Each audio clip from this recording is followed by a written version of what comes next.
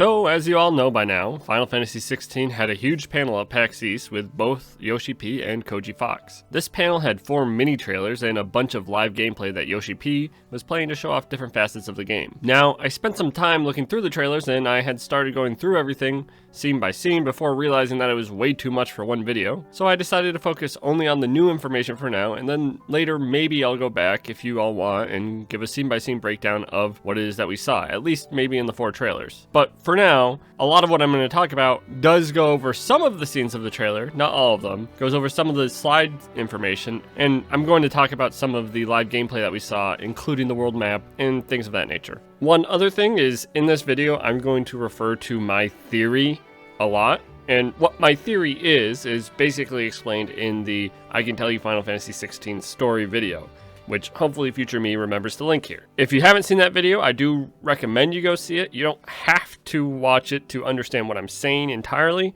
but it will probably make things make a little more sense. So with that said, let's get going because this is still going to be a long video. Alright, the first new thing that we saw is actually somewhat small, but it's this blue tower thing that you see in the character squad of the 4-pillar slide. You see, we caught a very small glimpse of this in the Revenge trailer when Clive is petting Torgal. And that was one of the questions that I've had for a while. I thought maybe it was a world collectible, since it was this glowing blue thing, but now I know what it is. So now let's take a glimpse at the world map. I'll go in more in depth later, but for now, look at the waypoints. You see, the shape of the blue tower matches the shape of the waypoints on this world map, and so I think it's safe to assume that basically the blue tower is a fast travel waypoint. Also, while we're here on this slide, I'll just note in the narrative quad in the top left, we see the Duke talking to Clive, presumably before riding out to Phoenix Gate. The thing I find interesting is it almost seems like he's leaving Clive at the castle while he and Joshua ride out to fight in the battle, which begs the question, how did Clive end up at Phoenix Gate if this is true? The next thing I want to look at is this slide. Now, there's a lot of interesting and nice pictures, including some new environments, but this is a story video, so I want to focus on 2 pictures in particular. First is the picture to the bottom left of the Emperor. This man seems to be part of nobility, and it's a face that I'm not sure we've seen before. He could be many things, but I would guess he might be some sort of powerful noble within the Empire, or potentially part of the royal family. The other interesting thing that you'll notice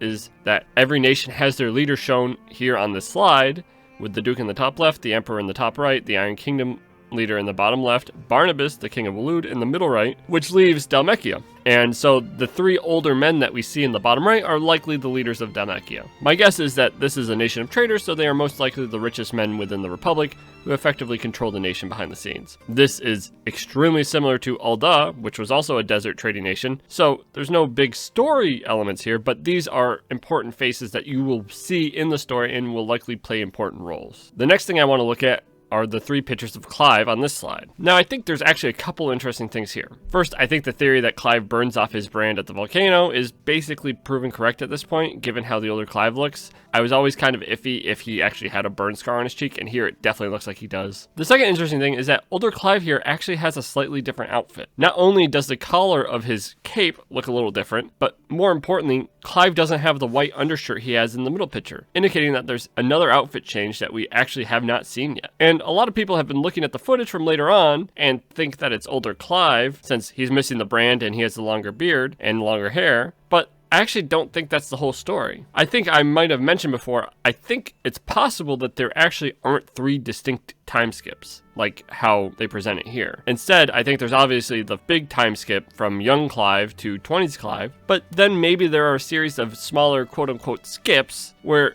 maybe between major events, weeks or months or even a couple years pass. This would have Clive's hair and facial hair get longer, maybe even have his face mature a bit, but more progressively. I mean, at this point, I think we know it's not like Clive loses the brand and then there's a big time skip. I'm almost positive that the Clive battle with Hugo happens almost immediately after we return to Rosaria from the volcano. That isn't set in stone, but the fact that we've seen Clive with longer hair, but not the old Clive's outfit, does make me wonder. The next thing I want to show is from one of the trailers, and this is Clive's fight with Sleipnir. We saw a picture of this fight with Sleipnir's name, but this time we get a wide-angle combat scene to look at. So for people that don't know, Sleipnir is traditionally Odin's horse. Now, this is interesting, obviously, because this is not a horse, it's a knight. So it begs some questions. Is this a knight with the code name similar to Clive as Wyvern earlier on in the game? Or is this an actual human being who turns into Odin's horse when Barnabas transforms into Odin? Now, these are questions we don't have answers to, but it is interesting. And there's actually one more important thing. I do think it's safe to assume that, at the very least, Sleipnir is a knight of Waloed. And you'll remember my original story, I predicted that after we beat Hugo, we go to a Damekian city to stop Barnabas from invading, based on an orc combat scene that I saw. Now, if you look at the background architecture, this definitely looks like Dalmekia, and we are fighting Barnabas's knight and potential right-hand man or woman. So I think at this point, it's safe to say that that part of my story theory was correct. We will go here after beating Hugo. Also, just note that our level is 33, which is in line with the orcs and would make sense after the Hugo fight as well. On the next scene, which is a scene of Clive fighting some soldiers in front of a castle, this is also in the third trailer from Pax East. The interesting bit here is that Clive is targeting a stone scimitar, which obviously sounds like a Dalmekian soldier with the stone prefix. Also, this seems to be taking place in Rosaria somewhere based on the architecture, though I could potentially maybe see the Iron Kingdom.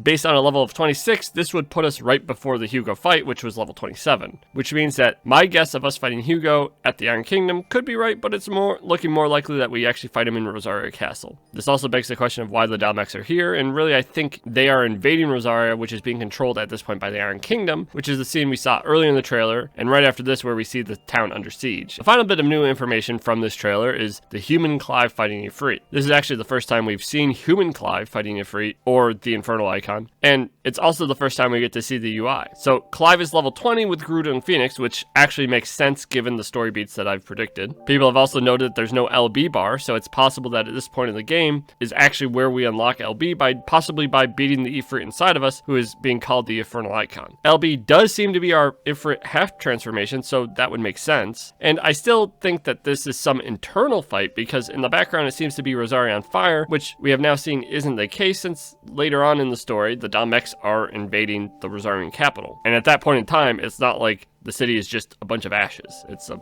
actual city. So my guess is it's probably something that involves Clive's trauma. And so now we are moving on to the gameplay. They start the gameplay near the giant crater on the map, which actually, as they pan the camera, you see a city off to the right, so we can place where Clive is before even seeing the in-game map. For reference, Clive is here, and we're going to see him run into this town. Now, the real interesting bit happens as we are running through the town. As we wait for them to get there, I'll just comment that obviously this crater is also extremely important. If you look around the edge, there are ruins all around it in a perfect circle, and this will absolutely be coming back in the late game, as most people think, and I'm with most other people that I think it'll probably be related to the airship, or maybe even spaceship. Now, as we walk into town, we overhear two conversations. The first one I think is the bigger one. There's a refugee saying, "There are no crystals here. We have to keep going. The Crystal Dominion is our only chance." This is then followed by another refugee saying, "That's that then. No traders pass, no passage." So if you're confused about what's going on here, these are refugees that are fleeing Dalmekia to the Crystal Dominion because Drake's Fang, the Dalmekian Mother Crystal, has been destroyed. Based on the world map we see later, I think it's probable that we blow it up, and more importantly, I think this also lines up with my previous theories. So what we're seeing here is the outfall of destroying their Mother Crystal, and which is basically a refugee crisis. Then because of this crisis, the Crystal Dominion has shut off their borders to anyone who isn't a trader that can bring goods to sell in the Dominion. So this little snippet of dialogue, I think, at least helps my theory on the order of events as well. And now we take a look at the world map. And oh boy, did I get pretty close on my first guess with this one. So here's the map that we're being shown. Now, here's the world map that I had guessed with the areas that I think they would have made and the order of events. So now let's go back to the in-game world map, and I'm going to mark it up a bit. Do these areas look familiar? So from what I can tell, this game is actually more open than I thought, and each area is basically one big zone with bits cut off like the cities that the developers use as stages. For instance, in Dalmekia, you see the city in the far south has chains around it. I have a feeling this might be the city where we fight Waloed, and it has chains because it's a stage, not open to explore. The interesting thing to me though is that it looks like we'll explore entire sections of the world map as a singular map, not with loading screens in between, or something more akin to, say, Final Fantasy XII. We know this because after they teleport shortly here, we keep the way marker to the quest location and the distance increases linearly accordingly. So basically we go from 150 yards to 1,500 yards because we teleported away. Generally speaking, when you have a game and you teleport to another zone, the way marker will go to the edge of the zone, right? I find this pretty interesting because I originally thought that my theory was a little ambitious since they had said that they didn't have the resources to develop an entire world for like an open world game. So they went with these fields, as they call them, to give a more diverse landscape and cut down on development costs while giving a feeling of a bigger world. But if you look at the world map, these fields seem to stretch the entire continent, which truthfully won't really bother me much, but I know it's going to bother some people because this design choice makes the world feel kind of small because you can run from one side of a continent to another. But that's kind of neither here nor there. Let me know if it bothers you. Like I said, it probably won't bother me. So anyway, getting back on track. Looking at the waypoints, we can also see that we spent a little time in the Imperial lands, the Rosarian lands, and now we're here in the Dalmatian lands. These are divided by chains, and at this time we aren't sure if you can cross these chains or if you need to fast travel when you're changing zones. But these chains exist, I'm almost positive, to delineate the different biomes. So, for instance, Dalmatia, as we know, is desert. Rosaria seems to mostly be wetlands, and then the Imperial lands seem to be mostly forest, with some, it looks like, fields near the capital. There was the big wheat field. So the fact that we have some way markers in the Imperial lands, way markers in Rosaria, and way markers in Dalmatia also lines up with my theory of going to fight Benedicta first, then going to Rosaria and the volcano, and then coming down to Dalmatia. Another thing that I was right about is that Cid's central hideout is in the mountain range that I had picked out on the map. That's pretty cool. I'm kind of happy I managed to predict that. One thing I've noticed people are missing, though, is that the other continent is almost definitely explorable as we see chains on that world map, much like the areas that we have on this continent. So I imagine that that field area will probably look pretty similar to what I had delineated, if I were to guess. One final thing to look at are the mother crystals. The crystal in Dominion still has their crystal, but apparently Drake's Fang, Drake's Breath, and Drake's Head are gone. I expected Drake's Fang and Drake's Breath based on my theories, but Drake's Head in the Empire surprises me. Before making any conclusions, I do want to see another map from earlier in the game, but it is possible that maybe Barnabas has already destroyed their mother crystal or something similar.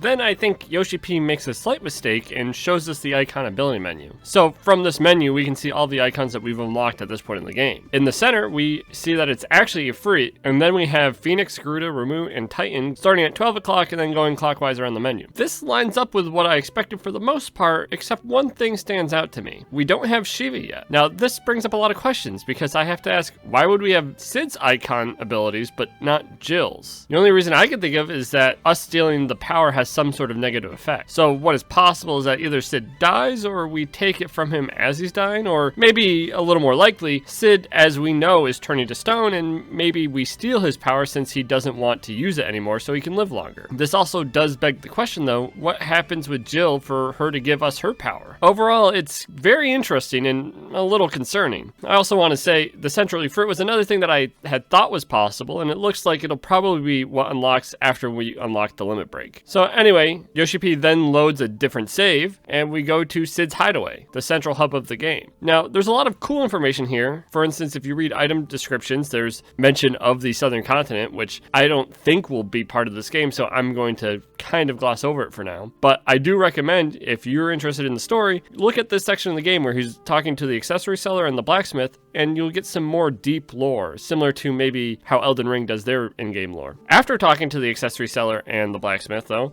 we then get to the Arete Stone, which is basically a fancy menu that lets us do things that I don't think the devs could give us an in-game reason for. This includes training mode, arcade mode, and stage replay.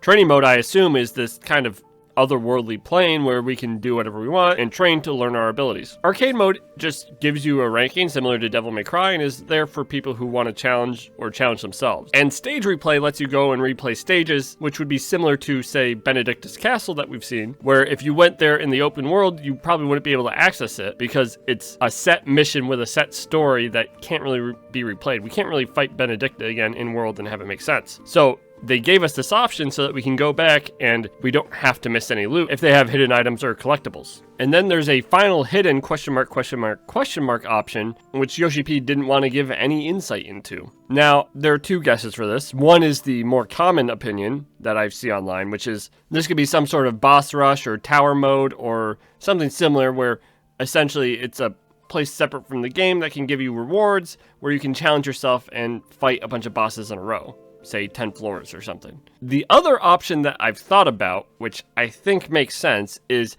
this option might be some form of time travel. And what I mean by that is, if you look at the stage replay, that option really exists so that you can go back and gain loot that you might have missed. Or I guess if you want to replay a certain boss fight. So we know that this game skips forward in time, at least once, if not multiple times, as I said earlier. And if the world is dynamic, it's possible that we hit a certain point in time where we can't go back, where things change drastically enough that, say, we can't get back to a side quest giver, or there's a collectible that is no longer accessible, just in the open world. So they could have something like a time travel option that appears after you get a certain point into the game. This could also be why they went back to a level 15 Clive here, because they wanted to hide this specific thing, and it unlocks by the time we're level 45, really more like level 30, in the original save that they were playing. So in essence, it unlocks once you get to older Clive, so that you can go back to 20s Clive and experience the world as it was then.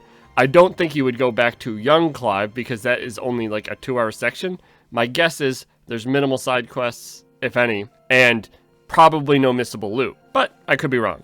Now, we're going to zoom ahead again, and this gameplay section mostly just exists to show off the accessories, but I want to make one note here. Obviously, Clive is level 45, but the enemies you're fighting are level 28 and 30. Now, I think it's pretty obvious that Yoshi P is way over-leveled for the quests and the things he's fighting because they didn't want him to die. So I want to look at his level for information. The enemies though, well, those I think are a good benchmark. So basically I think when we're doing this quest to find goats in Dalmekia, we will be roughly level 30, plus or minus a couple levels. And this lines up again with all of the levels that we've seen in the trailers, and the levels I've been using for the basis of my theories. The other thing here that someone on Reddit noticed and I initially missed is that Torgal is using magic, which might be inherent to direwolves, but given that it's also our faithful companion, I think it's safe to say he's at least a little special. People also think since it's ice magic it could have been Jill, but his animation really makes it look like Torgal is casting the magic. So could be something related to equipment, or maybe, just maybe, he is a hidden icon of some sort, like Fenrir, like a lot of people are theorizing. And now we have made it to the final trailer. So first, we leave with Clive transforming into Ifrit and fighting an enemy named Typhon. Now, this is huge. So first, I want to get something straight. The whole "come to me Ifrit" line, Clive doesn't have a face scar, but they purposely edited it in a way to make it look like this is happening later in the game. It actually isn't. And I know this because one, look at the background of the "come to me Ifrit" scene, and we've seen a wider shot of that, and he's kind of in some ruins, whereas when he's actually fighting as Ifrit here, he's in like this open circular thing with fog all around. It's not the same setting. The other thing is we've actually seen this fight before Clive transformed in the Revenge trailer. So we know that Clive does have the face brand before he turns into Ifrit here. And we know he's wearing the red and white outfit, so he's not wearing the original Empire of Sambrique armor. So we know it takes place between the Benedicta fight and us going to Rosaria, which probably puts us somewhere around here on the map. You might be able to see, this kind of looks like a tower, so my guess is maybe here, but it's a guess. The other interesting thing here is that they gave a name. So they're showing the fight between Ifrit and Typhon. So now Typhon here, based on the arena and his appearance, I think looks like he's related to the ancients. The arena has circles and this blue coloring, which is consistent with all of the ancient ruins that we've seen throughout all of these trailers. And the way Typhon looks to me, I think he might be an actual ancient, like an actual ancient. So he might be part of the group of antagonists for this game, is my thought, like the secret antagonists. For people out there who have played Final Fantasy XIV, this is very much like the antagonist from Shadowbringers. So I could see it going that way. It could also be some lost or ancient icon that was sealed away and we unsealed. It could be a lot of things, but it definitely isn't a modern icon and a modern dominant, I don't think. So this actually connects over to another scene. So I'm going to skip this scene in between and I'm going to go right to the Lost Titan fight, or Titan Lost. And so for a long time we had theorized, and I think I had even said in a previous video, that I thought that the big giant golem looking thing might have just been an evolved form of Titan. And it turns out that that theory was actually pretty accurate. Now, the name has changed from Titan to Titan Lost. And the Lost can mean a couple things, but what I think it most likely means is that it's a lost form of Titan, like forgotten or sealed away for years before it was finally unleashed. It could also mean that maybe Hugo lost all of his reasoning and let Titan take complete control of his body, which most dominants don't do. So again, I think that this Titan Lost probably refers back to the ancient times. There's another thing that connects Typhon and Titan Lost, and that is that people have noticed that Typhon has a halo over his head, which isn't actually in the game. Enemy model doesn't have a halo, but the icon in the upper right does, which usually denotes holiness, which is in line with the tapestry that we saw of the end of the Ambition trailer. So Titan Lost doesn't have necessarily the same halo, but they kind of secretly mixed one in. You see, Titan Lost has all these tendrils, and you see them kind of snaking up around his icon above his head, and one just so happens to make a loop directly above his head that looks an awfully lot like the halo that Typhon has. So it could just be a coincidence, or they could be related. And I think they probably are. For anyone out there, and I'll probably make a theory video in the future, so I would bet money that if you want to know or guess the ending of this game, you have to start asking questions. You have to question why the world is the way it is. And what I mean by that is, why are there dominants and icons? Why are the icons apparently sealed and controlled by the dominants if they're so powerful? Who set up the system? Why do they exist? Or the mother crystals. Why do the mother crystals exist? What were they created for? Why are they running out? These questions will all be answered, I believe, by the end of the game. And they are likely the key to figuring out who the big bad is. And I think if you look at the in-game lore, that probably links back to the goddess and that dragon she was riding on, who maybe is Midgardsormr or something to that effect. I mean, all of the mother crystals are named Drake something. So I think it's most likely that Titan Lost is the old form of Titan that was sealed away by stealing the power within the dominance, or something like that. And maybe this Typhon is another lost icon who was sealed away some other way, or maybe experimented on, or who knows. Maybe they're just an ancient. Maybe the icons themselves are ancients, who were actual human beings who had to be sealed away. So in essence, I think they're both related through the ancients, and they both seem to have halos, which link them back to the tapestry, which seems to be pretty core to the themes of this game. Then I'm going to go back a scene. We're going to go back to the Titan fight, and here's something that I also think is very important. In this Titan fight where we see Ifrit fighting Titan, you look at the crystals in the background, they're all kind of earthy colored, which makes me really think that we're in Drake's Fang. Now you'll remember that I think that our fight with Hugo takes place in Rosaria because it takes place within a castle. This is obviously taking place in a cave, a mining cave. In fact, if you look in the background, you'll see like cranes and other equipment used to probably harvest the crystals. So my guess is, story-wise, so this is me expanding my original story theory. Story-wise, we fight Hugo in Rosaria, we win. Hugo retreats, and then we go to Drake's Fang maybe to destroy the mother crystal, and he just so happens to be there. And now this time, instead of fighting us in half icon form, he fights us in full icon form. So we fight Titan, and then he transforms into Titan Lost. So I actually think that our Titan fight with Hugo takes place at Drake's Fang. This might also explain why there's apparently a giant hole in the top of Drake's Fang that some users have noticed, which I don't think is there if we look at an earlier trailer. I think it's possible that Titan Lost literally punched a hole in the top of this mountain because he is that big. Now, going forward again, I'll go through the next couple pretty quick. We have the on-rail shooter that they've talked about and we've known about, which is basically us controlling Joshua as he fights the Icon of Fire. Then we have the Ifrit Odin fight, and based on the weather, I think we might be in Wallode, but the architecture with the inscribed circles looks weirdly ancient, so I'm not sure where to place this exactly, as we haven't seen a ton of Wallode to know if they built the city around some ancient ruins or if this is out in the world somewhere. And now the next scene, I think, is another one that people have been sleeping on, and in this one we see Clive as Ifrit fighting Bahamut, which from my perspective should be very late in the game, like after the Odin fight. So we're talking probably 2/3 through the game here, and the thing that is interesting is the area that we're fighting on. At first glance, it looks like we're fighting on top of some water maybe, or maybe we're just fighting in the air and it has a weird graphical effect, but if you actually look below it, there's this giant ethereal flower thing below us. Now, I have no clue what this flower could be, but I imagine it isn't good. This actually gives me a very similar vibe as Devil May Cry 5, ironically enough, as much as this game is compared to DMC5. Since in that game, the entire story revolved around these giant flowers that suck the blood of all the humans in the area. And so I think that's everything that I've noticed. I'll also note that Final Fantasy TV did point out something I completely overlooked, which is that at the opening, Torgal is on a boat, which begs the question if we will have access to that boat or if it's just from a cutscene. He has some grander ideas than me about it. I think it might just be used to get across the little channel because it doesn't look like a very big boat, but besides that, I'm tapped out of ideas. Although this was a lot of information. So if you think I missed something, let me know down in the comments. With all that said, I just wanted to thank everyone who watches my videos. I started this thinking that if I got 10 viewers, that'd be a lot. And now I've got 100 subscribers, and most of my videos seem to get around 1,000 views, which is kind of surreal. I can't even believe that people listen to what I say and